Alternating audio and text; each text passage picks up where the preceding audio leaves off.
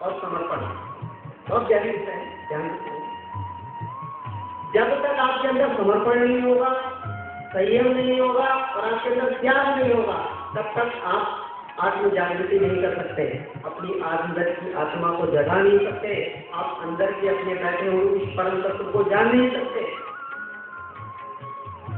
मन में एक दिन ऐसे विचार करके पूजा साधना तो मैं मानता हूँ कभी गणेश जी की कर ली, कभी लक्ष्मी जी की कर ली, कभी दुर्गा जी की कर ली, कभी काली जी की कर ली, कभी शंकर भगवान की कर ली, कभी भोलेनाथ की, ये विचार है।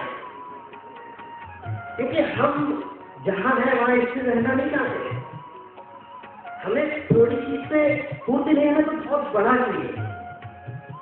जैसे हम कर रहे हैं ओम नमः शिवाय, ओम नमः शिवाय, कोई सज्जन आ जाए, इसकी पूजा कर रहे हो भाई, इसकी कर, इसके भोले, ये तो जब भी संकट में पड़ा विष्णु ने बचाया, जब भी संकट में पड़े विष्णु ने बचाया भाई, ये तो तुम बेकार ही कर रहे हो, बेकार दिमाग से निकालो भाई। किसके जाए, अरे लक्ष्मण को दे दिया था ना वो वरदान, कौन सा वरदान, बदलापुर वरदान, और विष्णु भगवान टाइम से न पहुंचे होते तो शंकर भगवान को हुक्म थे भाई तू सही कह रहा है, बिल्कुल सच कह रहा है, इस बात मेरे अंदर में बैठ गई विष्णु भगवान को।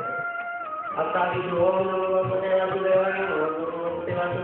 चलना शुरू कर दिया। ये स्वाभाविक है, हर व्यक्ति के जीवन में आना स्वाभाविक है। अब का विष्णु भगवान के गुणगान करते रहे। अब कोई पहुंच गया, अरे भाई किसकी साधना कर रहे, विष्णु भगवान की, किसकी, विष्णु भगवान की, तो मूर्ख हो। वो तो स्पष्ट करते जाते कृपा मेरी हुई पहले हटे। नारद जी का हाल तो तुमने देखा ही होगा, बेचारे शादी के लिए गए थे, क्या दे दिया, मंदिर का मुंह दे दिया, इस बात तो सही है। और इस बात में जब हम, क्योंकि जब हम साधना करते हैं, एक साधना करते हैं कर्मकांड और दूसरी करते हैं आध्यात्म की आत्मशक्ति जगाने की। जब हम आत्मशक्ति जगाने की साधना करते हैं तो हमारे साथ एक ब्रह्मांड में उथल पैदा हो जाती है और उस समय घर में, परिवार में मानसिक अशांति होना स्वाभाविक है। क्योंकि जब दो चीजें बिखरती है, जब उसका त्याग होता है तो अशांति होना स्वाभाविक है।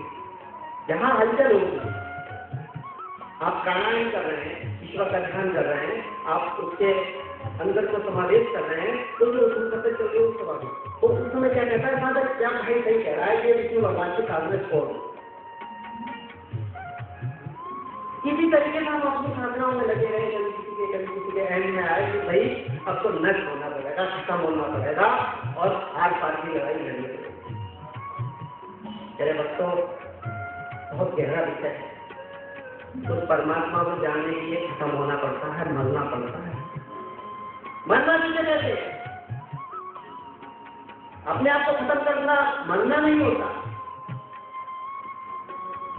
जब कहा गया ना, जब मैं था तब हरी, मैं माने इच्छाएं, मैं माने कामनाएं, मैं माने वासनाएं, मैं माने, तो ये संसार की चीज का है, संसार की चीज का इच्छाओं का है, वासनाओं का है। और जिसकी इच्छा है, वासनाएं खत्म हुई, उसका संसार क्या है?